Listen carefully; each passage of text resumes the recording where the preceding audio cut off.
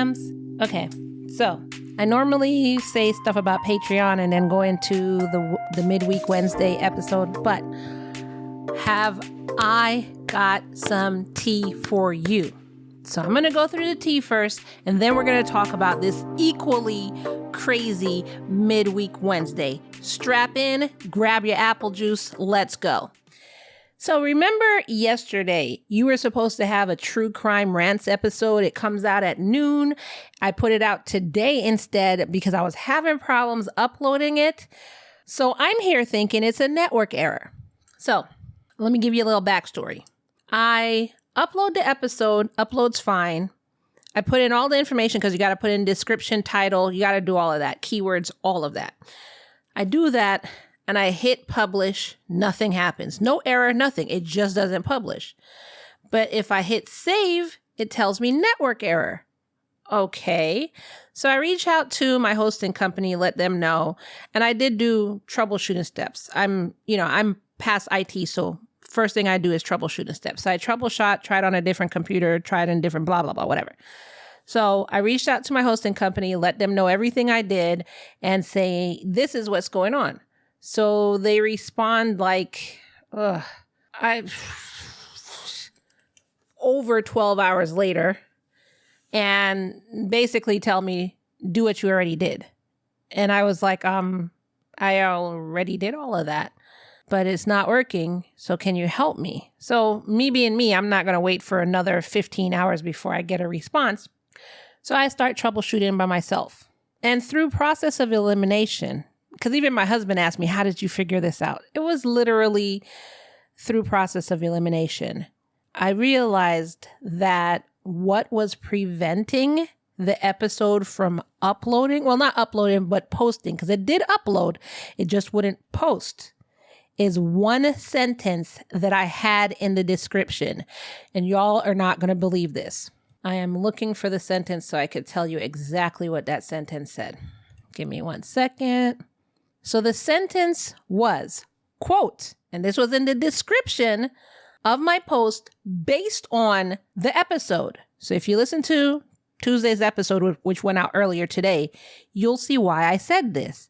The sentence said, quote, this episode questions the effectiveness of child protective services and the justice system. And then I put in there sometimes, because sometimes it works and sometimes it doesn't. So I'm not going to act like it never works. It does work. So I put in parentheses sometimes. That one sentence, y'all, would not let my episode post. So now my question is, why? Am I not allowed to question these departments? Because I did 2 back-to-back episodes. One is a Kyrens in Patreon. Patreon.com/love and murder. And the other one was a Tuesday True Crime. And both of these episodes, one of them had the death of children because CPS didn't do their due diligence. And the other one had continued abuse of children because CPS didn't do their due diligence. So are you telling me that I'm not allowed to call these departments out? Is that what that is? So I literally asked that question and I'm waiting for a response. Can you believe this? Because my mind, personally, is blown. I can't imagine that. So anyways, I wanted to come and share that with y'all because I just want to make sure that I'm not tripping and I'm not the only one that's flabbergasted. I can't get over that. And if it wasn't for me doing a process of elimination, I probably would have never found that out. That's insanity. Insanity. Craziness. So I wanted to get that off my chest because I can't believe that. I will question any department that's not doing their job properly. It could be IT. It could be management at Sears. I don't care. If you're not doing your job properly, you're not doing your job properly. You're not above questioning. Are you kidding me? Anyways, with that being said, let's get into our midweek Wednesday episode, which also has me baffled. In this episode, police responded to a tip to do a welfare check on a child, a 13-month-old child, on October 28th, 2021 in Gresham, Oregon. The tip basically said, hey, police, I think there's a baby in the freezer at this one apartment. So if you can go check on that, please, that'll be greatly appreciated. So police mobilized because they were doing their job. Because if they weren't, I would question that too. So anyways, Gresham police went over to the apartment, knocked on the door, and 30-year-old Sharday McDonald from Portland area opened the door. However, before she opened the door, police noted that they could hear her talking through the door, screaming at somebody on the phone. And what she was saying was, quote, I'm about to show you real quick. You don't want him? Let me show you about this little baby I don't give a bit about. So that's what they heard her yelling. Later on, it was revealed that she was talking to the child's father, whose name is Kendrick Neal. So when she opened the door, the talking stopped, the yelling stopped, and they heard shuffling around, and then the door opened, and there was Sharday holding her 13-month-old in a blanket. Now, I know you're wondering, why was he wet? What's going on? Why is he in a blanket?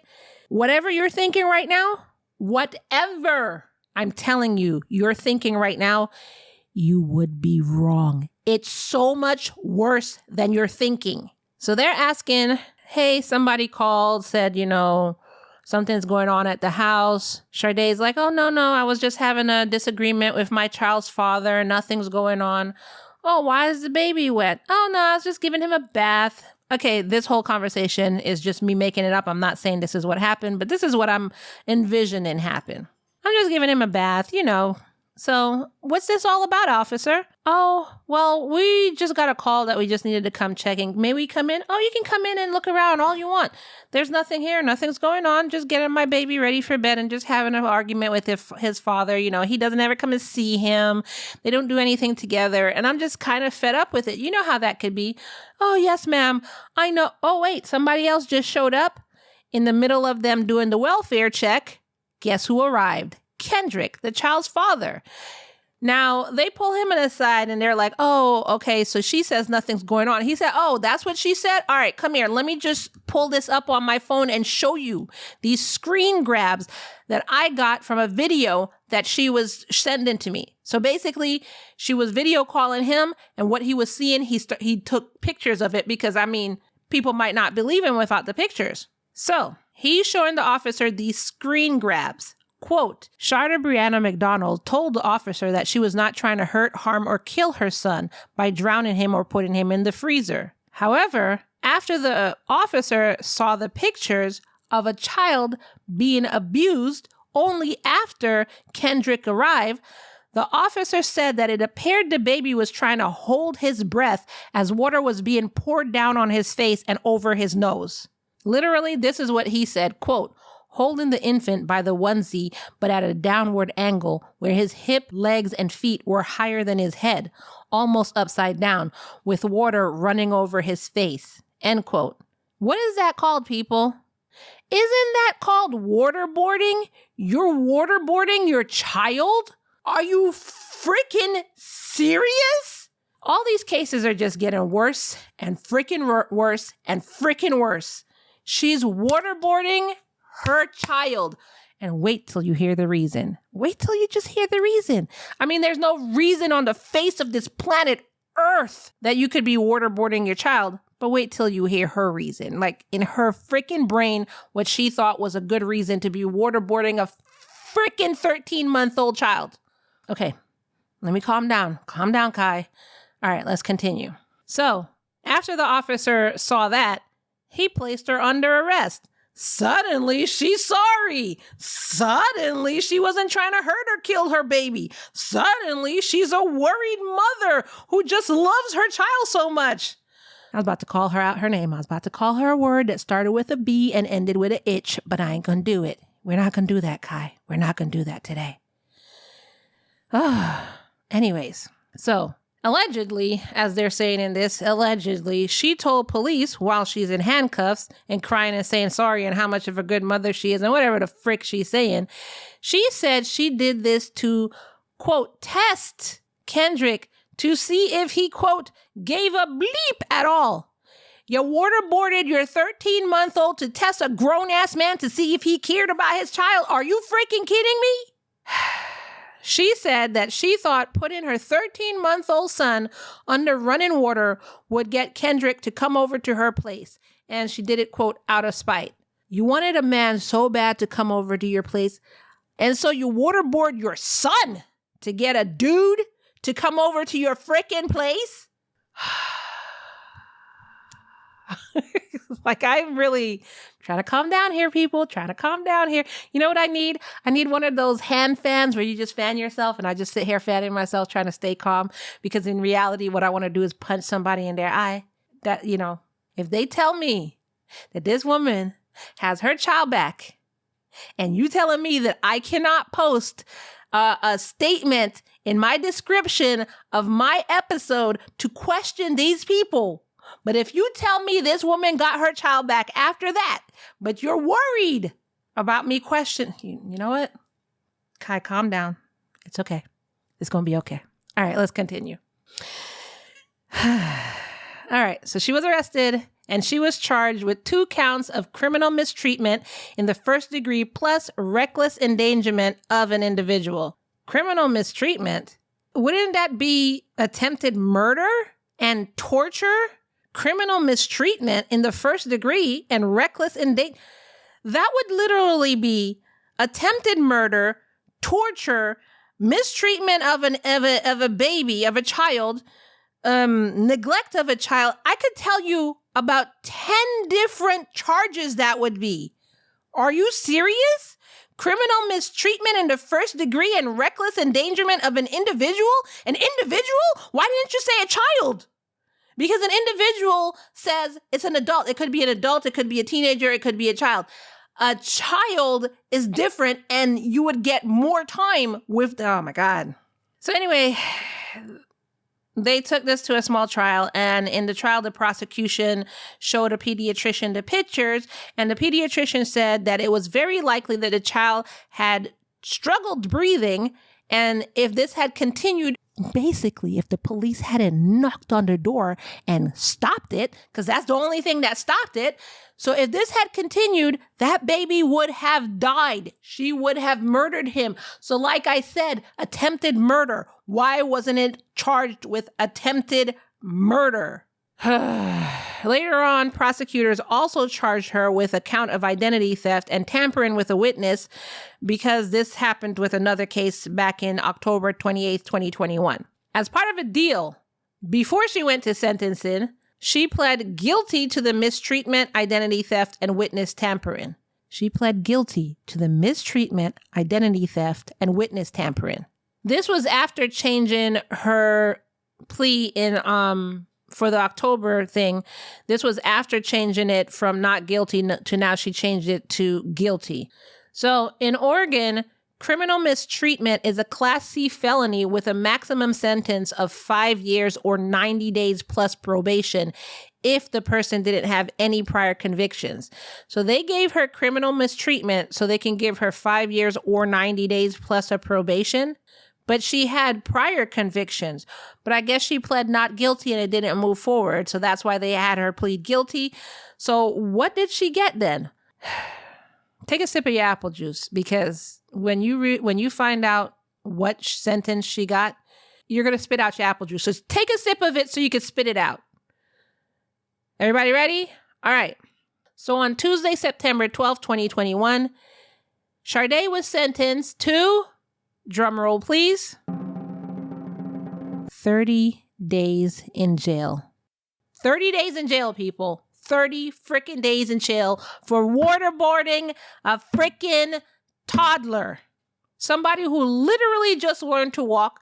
Somebody who literally just learned to feed themselves, just learned to use the toilet, literally has been on this earth for only a year and a month. She waterboarded this person, this child, this boy, her son, waterboarded him, and she got 30 days in jail. And then like a 3-year probation, supervised probation. She was released on October 6th, 2021. So was that even 30 days? She went in on September 12th and was released on October 6th. So not even 30 days. And it's unclear where the child is and what's going on with him right now. And I'm telling you right now, if they gave that child back and anybody is here saying I can't question CPS or anybody, there are more serious problems that we need to be looking at. Seriously. As a society. You waterboarded a 13-month-old and you got 30 days in jail plus 3 years supervised probation. I can't even. So anyways, y'all, that is your Midweek Wednesday. What the hell do y'all think about this bullshit that I just spewed on the air? I really wish it was a story I made up. I wish it was a story I made up. I wish. But it's not. This is freaking reality. I don't even think I could have made up anything better. And then by better, I mean so freaking asinine that you're questioning, how is this real? So let me know in the comments below what you think about this episode. I need to think of a poll question for this. I literally have no poll question, and you just heard my phone in the background, and I'm not editing that out. My phone is as pissed off as I am. Last week's poll question was for the murder of newlywed Oklahoma woman Cassidy Ritchie. And I was just asking if you have any experience with domestic abuse. So the questions were, I am a victim or past victim of domestic abuse. I know we're new victims and I have no experience. And y'all, what are you doing? Only one person answered this, and it was just one person answered this poll. Come on, y'all don't like the polls anymore? Y'all were loving the polls. That's why I put it out. But anyways, one person answered, and so the poll came back with 100% I am a victim or past victim of domestic abuse. Well, if you are currently a victim, then please try and get out of it. I know that it's really hard to get out of it sometimes, and it's easy for me to just sit here in front of my microphone and say, get out of it. But please try, if you're still in it, please try your damnedest to get out of it. There are resources that would help you if you don't have any friends or family that will help you. Or if somebody, is really trying to tell you that, look, I'll help you, come with us, do what you can do to try and get out of the situation before it turns deadly, because we don't want to see that. Now, if you're a past victim, then I am sorry that you went through that, and I am happy that you got out of it. So I figured out what this episode's poll question is. I'm just going to ask you, are you as freaking shocked and appalled and outraged as I am listening to this entire episode? From literally the beginning where I gave you that tea to the end where she got out in 30 days. Are you as shocked and appalled as I am? And angry? Yeah, that's what the poll question is going to be. So it's just yes or no. So please go out there and answer the poll questions. My poll questions are all on Spotify, so you can go on Spotify and answer the poll question. If you don't want to answer the poll question, in the comments below, just put a thumbs up for yes, thumbs down for no. That's all I have for you in this Midweek Wednesday episode. If you want Kai Rants episodes, just go to Patreon and you can be a supporter of Love and Murder. Plus you get bonus episodes and all of that. Patreon.com/Love and Murder. And I will see you in the next episode. Bye.